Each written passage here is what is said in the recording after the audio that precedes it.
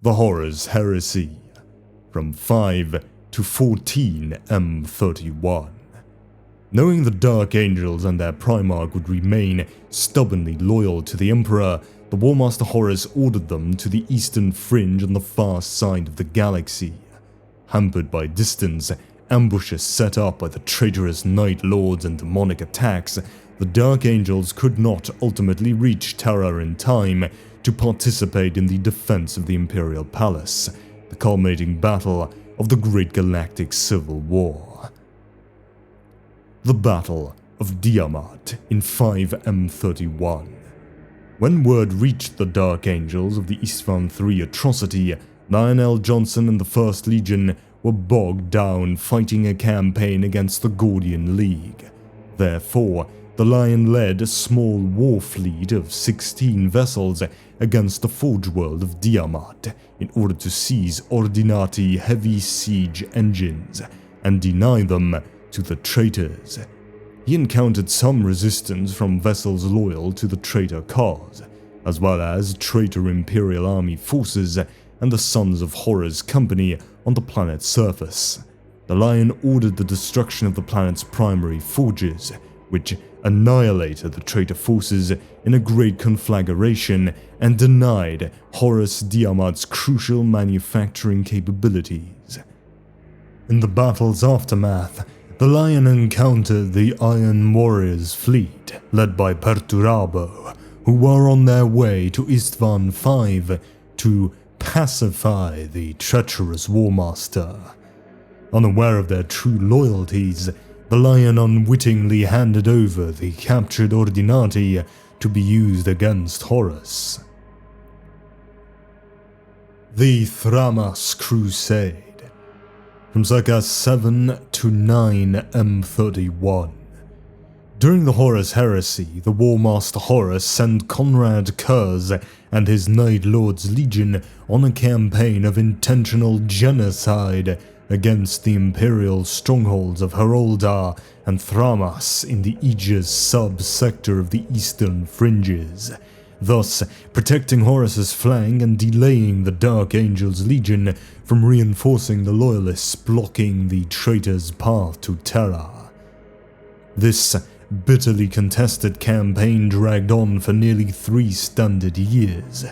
In an attempt to sway his brother Lionel Johnson to Horus's cause, the Night Haunter left a deep void beacon in the patrol path of one of the Dark Angels' Outrider vessels. The beacon was set to transmit coordinates in advance, so that the two Primarchs could meet and parley on the planet of Tsagawalsa. Night Haunter wanted to break his former brother either mentally, physically, or both to obtain his objectives. The Primarchs were accompanied by 2 warriors from their personal honor guards to the parley. The meeting began amicably enough between the two as they conversed with relative civility. This amity lasted only until the Night Haunter slandered L. Johnson, and in return, the Lion struck his former brother. This melee further degenerated into an all-out brawl between the two sides. As the Night Haunter strangled the life out of L. Johnson, one of the Dark Angel's honor guardsmen ran his sword through the Night Haunter's back, saving his Primarch's life. Eventually, both legions sent reinforcement in response to this incident. Each side dragged away their respective Primarchs from the scene of the combat. Both survived this brutal confrontation and went on to continue the contest between their legions for control of the Aegis sub-sector. The Battle of Perditus in 8M31. When the Dark Angels received intelligence from an astropathic message from the nearby Perditus system, they acted accordingly and moved to intercept. Upon arrival, they interrupted the solar month-long conflict between the Iron Hands 98th Clan Company, led by Cassalier Loramek, and the large Death Guard contingent, led by 1st Captain Callus Typhon. Both sides had been fighting over an ancient self-aware technological device known as the T'Challa engine.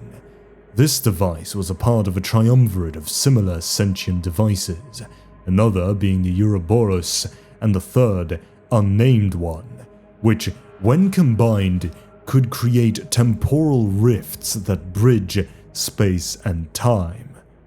On its own, the T'Challa was capable of precise and extremely efficient warp jumps. Faced with the prospect of fighting the entirety of the much larger 1st Legion fleet, both sides retreated from the planet Perditus' surface at the Lion's request. Wary of both sides' motives, especially First Captain Typhon's, the Lion prevented the device from falling into the Death God's hands for his own nefarious ends. The Lion then proceeded to serve his own ambitions and requisitioned the device for his own use. Lion ordered the destruction of Perditus, much to the consternation of both commanders.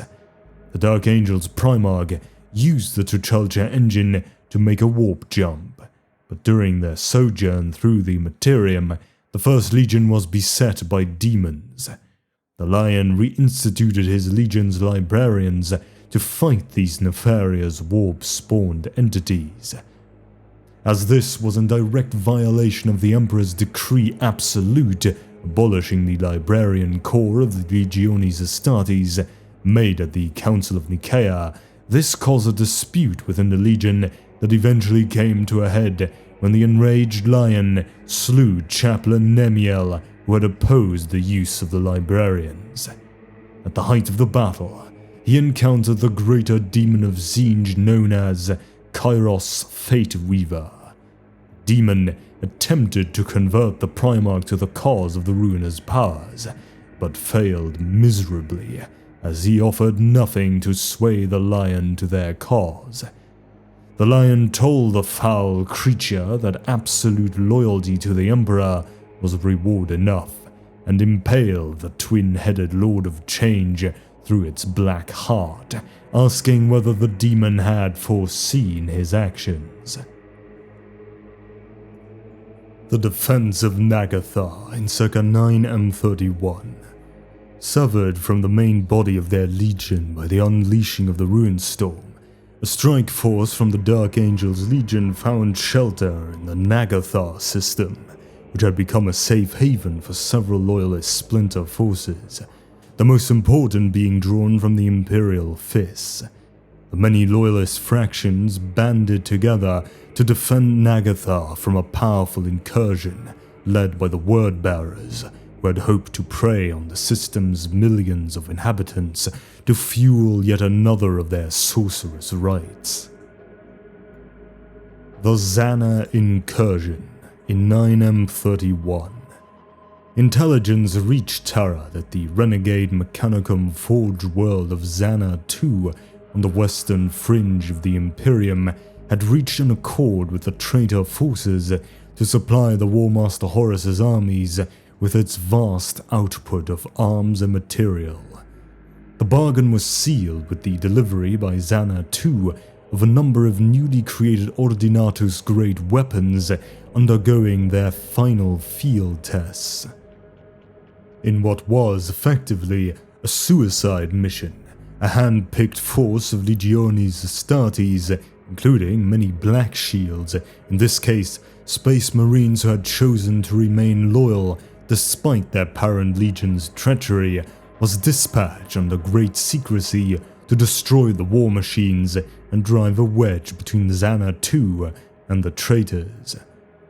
With the help of the Dark Angel strike cruiser Dark Sovereign and its legionaries, the Loyalists were able to secure 2 powerful Ordinati and destroyed a third, temporarily delaying the alliance between Xana II and the traitors for a number of standard years. Hunting the Night Haunter in 9M31. Utilizing the sentient T'Challa engine a second time to make a rapid and far-reaching warp jump, the Dark Angels were able to execute a meticulously planned ambush on the Night Lord's fleet while it was in transit across the sub-sector that saw the back of the Night Lord's Legion broken and their Primarch mortally wounded after having faced his brother L. Johnson once again in mortal combat. Thanks to the skilled coordination and superb execution by the Lion, the Night Lord's fleet was devastated, losing dozens of capital ships and approximately 1/4 of their Legion fleet to the Angel's assault. Unfortunately, the remainder of the Night Lord's fleet fled the Dark Angel's wrath, taking their critically wounded Primarch with them before the Lion could finally end his wretched life. Directing a second ambush on the regrouping Night Lords, Conrad Kurz reawakened from his medically induced coma and boarded the Invincible Reason with several of his most elite warriors, including 1st Captain Jago Savatarion and his elite Atramentar Terminators. The ensuing battle ended when Kurz fled to the lower decks of the massive Dark Angel's flagship, and the few surviving Night Lords, including Savatarion, were taken prisoner. The Night Haunter, however, remained on the loose within the bowels of the mighty vessel, and continued to wreak terror and chaos amongst the mortal crew. He also killed every hunter-killer team sent by the Lion to hunt him down. After losing several squads of Dark Angels, the Lion himself took up the hunt for Kurz, stalking him throughout the Invincible Reason for the next 16 solar weeks. However, he could not find his elusive brother Primarch. The arrival at Ultramar and the establishment of the Imperium Secundus. In 9M31, with the torrential ruin storm summoned into existence by the Wordbearers at the Battle of Kalth raging across the galaxy, blocking out the light of the Astronomicon and causing warp travel to be all but impossible, the Imperium was effectively cut in half. The Dark Angels came to the realization that they were unable to return to Terra to assist in its defense, even with the aid of the Tuchalcha engine. Miraculously, they locked onto the beacon of the strange alien device known as the Pharos on the world of Sothar, which guided the 1st Legion's fleet safely through the warp to the realm of Ultramar's capital world of Makridge. There, they were greeted by Robert Guilliman and Sanguinius, whose Blood Angels Legion was also guided to the realm of Ultramar by the Pharos. The 3 Primarchs were instrumental in the foundation of the Imperium Secundus, as a means of continuing the fight against the traitors and securing the Emperor's great work. Guilliman proclaimed Sanguinius as the rightful heir to the Emperor, and declared him the new ruler of Imperium Secundus. Lionel Johnson was made Lord Protector of this new empire of humanity and commander over all its military forces, a title that was similar to that of War Master which he had once so craved.